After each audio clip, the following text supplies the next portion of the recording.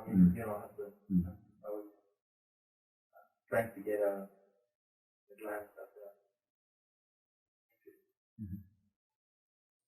What's your opinion about non-analytical philosophy? I despise it.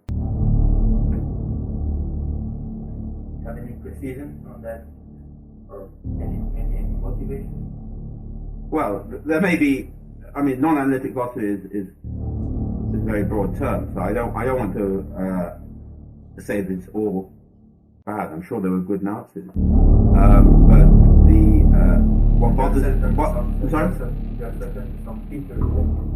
Yeah. So the main thing that I dislike about it is that it's fraudulent.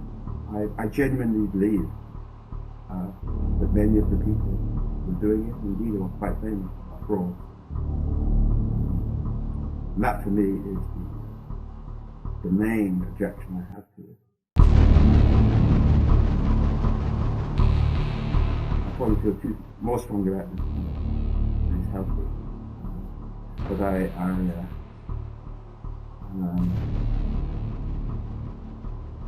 I mean, if one was kind to these people, you'd think they would know no better.